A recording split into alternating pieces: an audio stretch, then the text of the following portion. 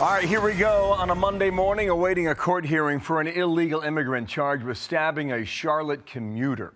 What we're learning about his rap sheet and his previous run-ins at the border, of which there are many in both categories. Good morning, everybody. On a Monday, familiar story here. I'm Bill Hemmer. Yeah, unfortunately. Yep, alive in New York City. How you doing? That's what I was just thinking.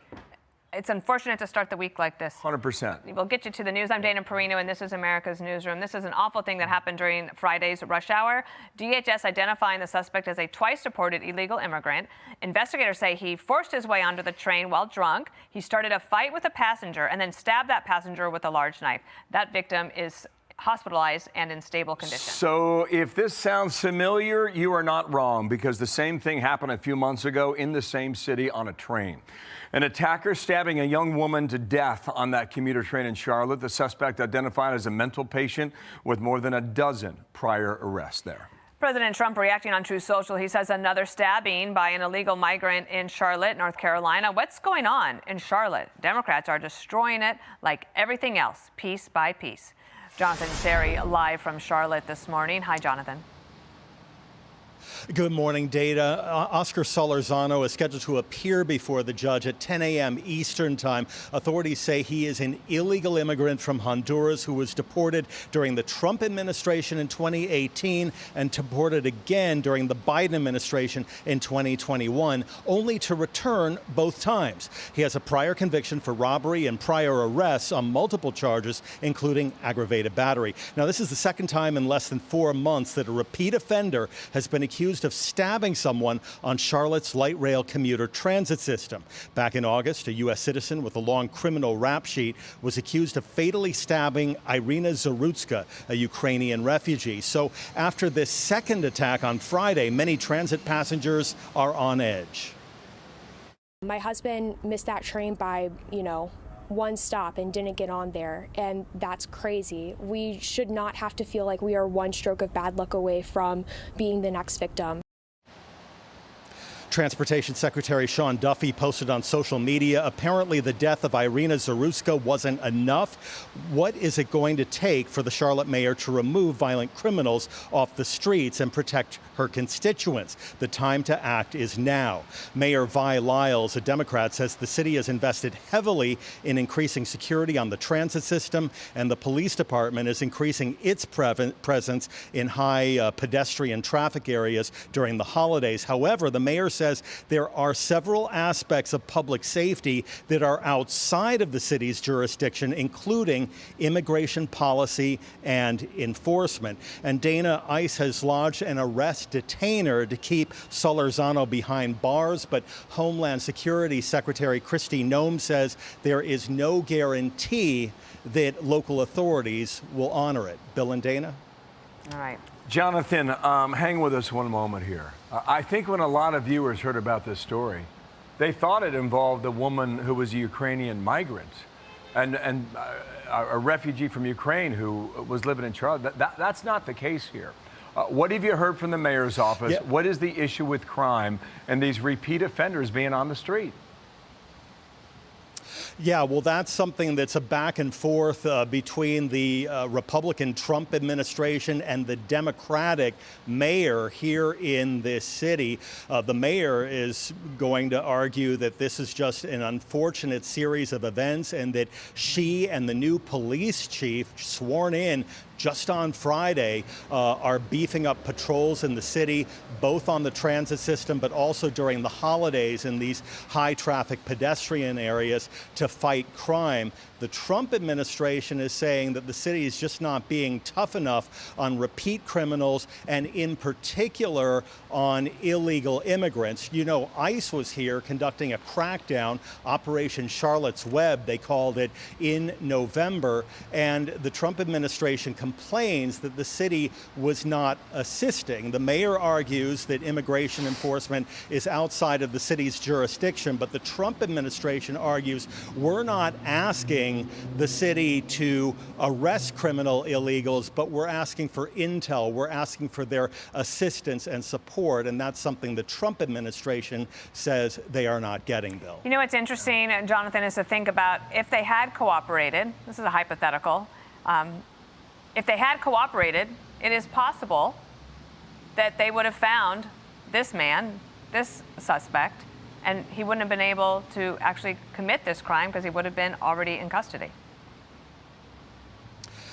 Everyone wishes that this man had been in custody. Of course, it's Monday morning quarterbacking to say whether additional support from the city would have brought him in custody, or on the other side saying, look, it shows that this ICE crackdown didn't work. They never got this guy. Unfortunately, this has become so political, but then you look at these innocent victims, a man who's still in the hospital, thankfully in stable condition, but very seriously injured, and very sadly, this Ukrainian refugee who had been hunkered down in bomb shelters during the Russian invasion, coming to the U.S., trying to establish a new life, only to be randomly attacked and killed on a train here in Charlotte. Thank you, Jonathan, and we'll follow that court appearance today. Appreciate that in Charlotte. I'm Charlotte. The spotlight's going to be on you now. Here is his immigration history. Illegal alien out of Honduras, deported in 2018, deported 2021. Previous convictions: robbery, illegal reentry. Previous arrests: aggravated battery, destroying evidence, resisting arrest, using a false ID. That is an issue there. The border czar, Tom Homan, once again on the illegal immigrants who came to this country. You know, initially under the Trump administration, was deported, came back under Joe Biden. Here's Tom Homan. These are more than 2 million people who crossed the border under Joe Biden and got away. They weren't fingerprinted. They weren't vetted. They're criminal aliens. Could be from a terrorist-sponsored country. So over 2 million. So this is what President Trump's committed to. We're working with ICE and DOJ to locate every one of these criminals and remove them from this country. That would not have happened if Joe Biden or Kamala Harris was president. President Trump's a game changer. Okay, that's Tom Homan. With us now is DHS Secretary, the former acting Chad Wolf. And sir, good morning to you. As we reflect on Charlotte, we were given some news here in New York City at the end of last week that our incoming mayor is not going to enforce the way the Adams administration has enforced the homeless encampments. And I don't know where that goes, but he's also warning immigrants the following on what their rights are, as he says, if approached by ICE. Roll this now. Mamdani, watch. If ICE does not have a judicial warrant signed by a judge, you have the right to say, I do not consent to entry, and the right to keep your door closed. ICE is legally allowed to lie to you, but you have the right to remain silent. If you're being detained, you may always ask, am I free to go, repeatedly, until they answer you. Okay, how's that going to go, sir? It's incredible. Obviously, he's rolling back the cooperation that New York City currently has with ICE and with DHS, and he's going to join the long list of places like Chicago and LA and others that continue to release criminal illegal aliens into their communities. But that video, is he doing a similar video to know your rights if you're stopped by the NYPD? Of course he's not, right? And ICE is a law enforcement agency just like any other law enforcement agency, and they also have rights. And their right is to enforce immigration law, and they will continue to do that, whether that's in New York City or anywhere else. Yeah, so we are expecting some clashes in January. I think there's no doubt about that. We wish it wasn't so, but I think that he's setting it up, and it's almost as if Mamdani wants that. I wanted to also ask you about this because I get the New York Times on the weekend, and there's this big feature story yesterday. It was so long, about the things Biden did wrong on immigration. Now, this is a year, maybe 5 years too late, and they uncovered this memo. Okay, this is call for number 4. There was a memo to Biden that said, this is going to be a disaster if you don't get a handle on it. Chaos was the word the advisors had used in a memo during the campaign. They offered a range of options to avert that crisis by better deterring migrants. Mr. Biden seemed to grasp the risk, but he and his top aides failed to act on those recommendations. Now, I feel like everybody who watches us, everybody knows that. It is kind of shocking that the New York Times would give the dedication now to all of this when the damage is already done. Well, that's exactly right. Where was the New York Times reporting 4 years ago or 3 years ago when we were in the midst of the worst border crisis imaginable, and you had the Biden administration, you had the president himself saying, we're doing everything that we can do. Legally, we're doing everything, and the border's getting better. And I think most Americans just looked at that and said, you're absolutely crazy. It's getting worse and worse and worse.